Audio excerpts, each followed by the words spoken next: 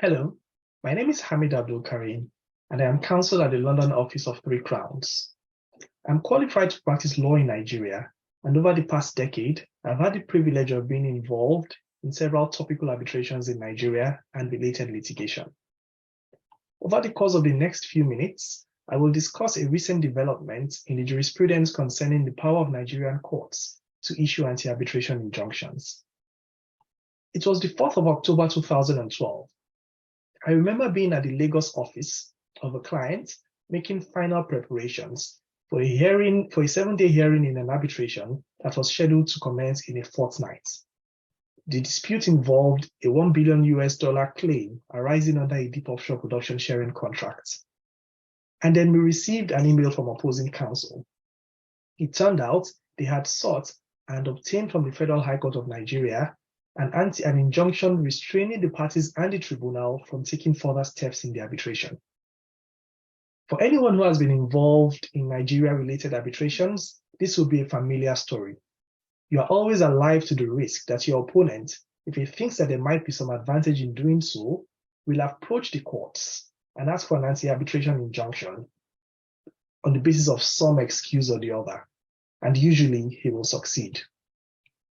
We would fight the injunction in this case vigorously over a 9-month period, culminating in a seminal decision of the Court of Appeal delivered on the 12th of July 2013, overturning the injunction in that case and holding that the courts had lacked jurisdiction to make it. The ratio of the decision was simple. The Court of Appeal relied on Section 34 of the Nigerian Arbitration and Conciliation Act, which adopts Article 5 of the Ancestral Model Law, and states, and I quote, "A court shall not intervene in any matter governed by this act, except where so provided in this act," close quotes. In the court's reasoning, since the arbitration legislation did not specifically empower the courts to issue anti-arbitration injunctions, the courts could simply not make such orders. That decision is Statoil and NNPC. Statoil was a breath of fresh air. From my practice alone, I recall at least 3 cases in which the decision in Statoil was a reason why various lower courts declined applications to stop arbitrations in which I was involved. And then in 2015, the Court of Appeal muddied the waters. The court did not overturn Statoil, but in Cresta and SPDC, the Court of Appeal distinguished Statoil, holding that the principle established in that case applied only to domestic and not foreign arbitration. And so in Cresta itself, the court went ahead to issue an anti-arbitration injunction in respect of an ICC arbitration seated in London.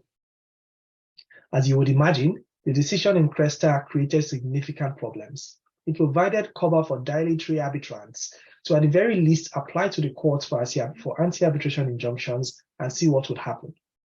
Thankfully, there is good news on that front.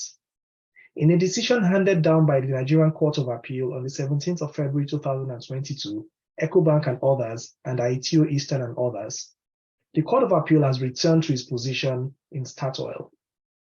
In Ecobank, and all companies sought from the Court of Appeal, amongst other relief, an injunction restraining a consortium of financial institutions who were its lenders from continuing to prosecute a London-seated ICC arbitration that they had commenced against the company.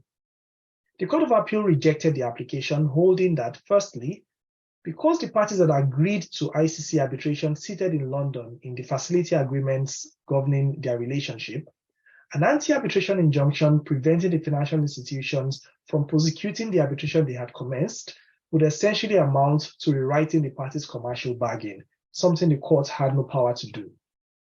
Secondly, and interestingly, the court held that being a court established for the Federation of Nigeria, it would be acting beyond the territorial scope of its authority if it purported to restrain the financial institutions from prosecuting proceedings they had commenced outside Nigeria. The latter part of the Court of Appeal's decision will no doubt be fodder for many academic articles and panel debates in the months to come. But at least it is clear that unless the Court of Appeal again reverses course, or the Nigerian Supreme Court takes a different line in future, arbitrants should enjoy some safety from previously rampant anti-arbitration injunctions issued by the Nigerian courts. For now, thank you for listening.